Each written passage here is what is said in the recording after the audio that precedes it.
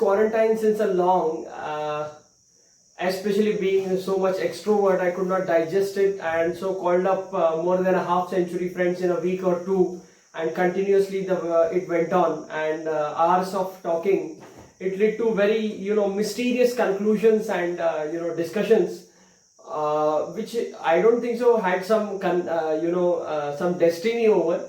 But then it was just enjoyable talking hours together with friends on, especially in this era of technology, where there's you can have the what you call the Divya Drishti of Mahabharata. Everyone is having it. You can see the person live in front of you, not one, two, but dozens of friends together on a single screen.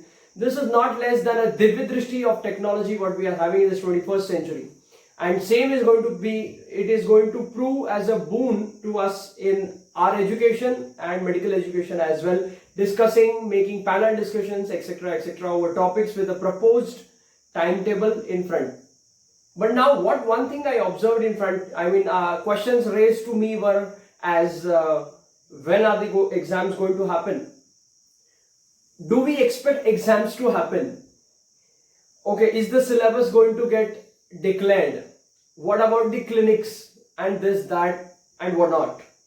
And there were also some inputs. Oh, this is going to end by 2022. So is the academic curriculum of 5.5 years going to prolong to 6.5, 7.5, or whatnot?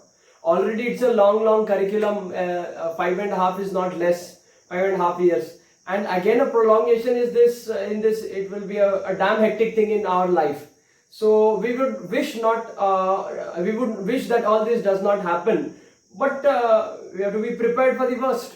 But the thing is, what we can do here, what we can do at home, everything is at a single click, at a single touch.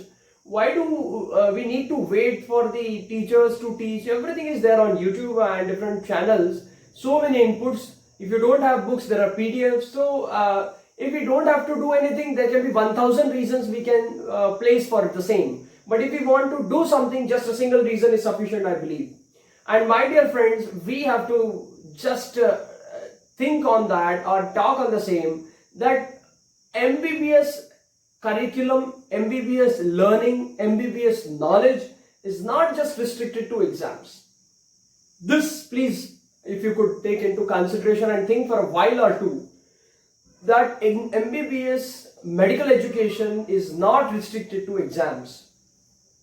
If you ponder over this, you will come to know that why am I saying this. For an instance, you are a first year student or a second year student, and in different workshops of your school you are being taught about CPR, that is cardiopulmonary resuscitation, how to resuscitate a patient undergoing myocardial infarction at the time if it is valid. There are some guidelines. We are being taught, and now 2019 guys on whom the new curriculum was started, from where it was started, they were taught this in their orientation month, the first month itself. But if someone in your family, say a 5-membered family or a 10-membered family, and you are having someone who has unfortunately undergone a myocardial infarction, and you don't know to resuscitate the patient, being a medical student, what would you feel? Definitely. What would you feel? Is it worth it that we are a medical student and we don't know how to give a CPR? This is just an example. For vertical learning, I used to give an example of tuberculosis, that if you know the normal histology and anatomy of lung, then you will know where is the cavity formed, which lobe it is formed, where you are going to auscultate, where you are going to hear. If you know the normal physiology, if you have done the practical of physiology, then you can auscultate the patient at the right place. Then you will make to know where is the cavitatory lesion you are hearing, the auscultation different one and the normal one at other places, or if it is raised or whatnot. And then in pathology, if you know the proper histology, then only you can make the pathology of the slide, and then you can interpret the slide if you know the pathology. And if you learn pharmacology, then only you can correlate which scene of tuberculosis you are going to treat with what kind of drug, which class of drug, what are the new recommendations if you go through the new WHO guidelines of 2019. So this has to happen in a sequential way.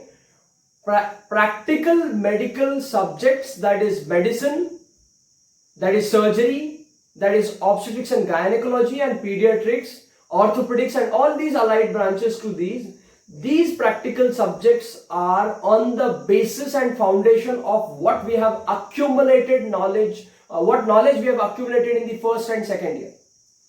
So if we are just ignoring them, saying that oh, it is of exam, ye IMP hai nahi, ye IMP hai, this does not make sense.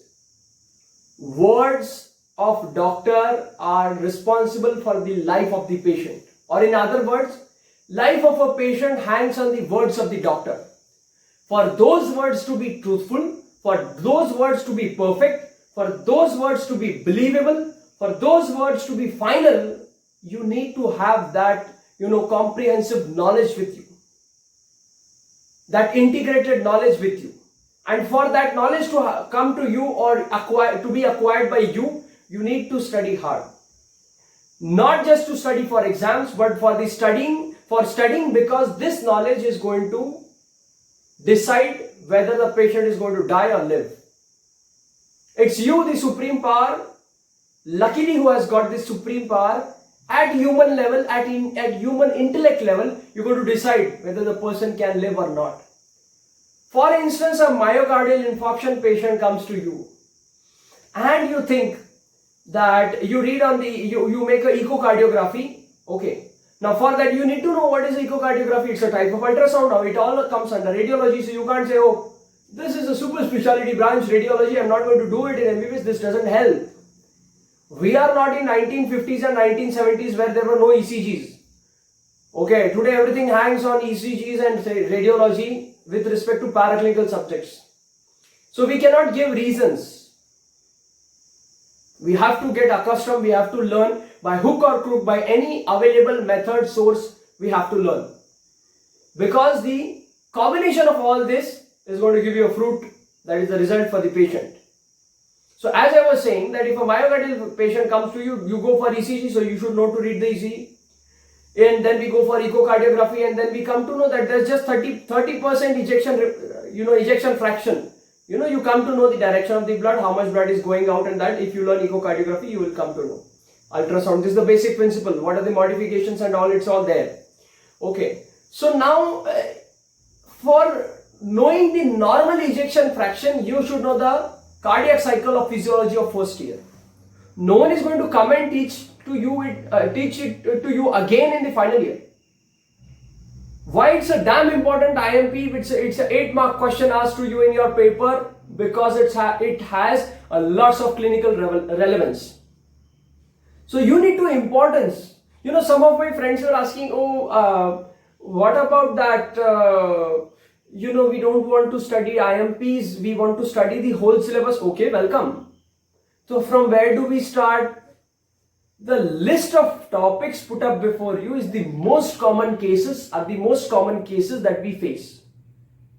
You are having an OPD of 100 patients, out of which 80 patients are of diabetes and 20 patients are of some rare disease or some of disease B, and 5 patients or 2 patients of some rare disease. You are mastering over the rare disease. What the hell? What is the use? It is equally important, but diabetes you can't escape. So what kind of IMP do we need? We already know the scene, which are the common diseases, which are the common. Right now, corona is like anything. So you need to know everything, every damn thing about it. Which class in microbiology, if you go to the kingdom, what is the kingdom of the, kingdom in the sense, I don't mean the animal classification, but what is, which family it belongs, which subfamily, what it is. This is to be known. Okay, what strain, everything about that. Then if a pregnant lady is having coronavirus, are there any chances that the child which she is going to give birth to is also going to have, and whatnot? There are different regimens coming up. Doesn't the inquisitiveness rise among us? It has to rise because there's no option.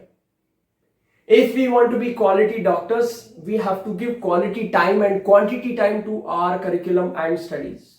We must learn to enjoy it. See, saving life of someone, if that gives an immense pleasure, which is unparalleled to any pleasure in life. We won't get that pleasure sitting having dinner in a 5-star hotel or going to a very beautiful mall or anything like that. Saving lives It gives immense pleasure. If you experience it, you'll come to know. Just one injection that can save life. There are things. So coming back to the myocardial infarction thing, so if you don't know the physiology, if you don't know the normal ejection fraction, you'll not be able to read. Even if you know echocardiography, you'll not be able to analyze the same. And then you have n number of options in front of that. You have conservative management. Acutely you have to manage the patient. Then you have to see if how many blocks by doing angiography. And then if you come to know, okay, there are certain blocks, of what kind of options you have, whether the patient has to undergo surgery, whether there can be minimal intervention like the angioplasty which can revive the patient. There is no need of open heart surgery, bypass surgery, CABG, anything of that kind. And whether the patient can afford it. You say, oh, angioplasty is going to cost 1.5 lakhs and then this. So the basic question is whether the patient, first our knowledge should be perfect.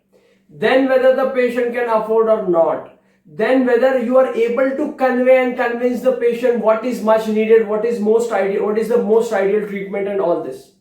So for that, your part should be clear enough. Your part should be perfect enough. Your part should be absolute enough. There cannot be any relativity, ye kar lo, wo kar lo, this and that. So the obsession of the patient has to be cleared by the doctor by his knowledge and speaking skills. And this can only happen if we start practicing right from now. If we are able to convince a patient not to eat a lot of sugar, not to eat a lot of salt, then there is some use if if the patient comes to you, he's already hypertensive and he's already diabetic, and then you are asking the patient to restrict his diet along with the medication. Then the patient will hear if you have practiced well versed from before.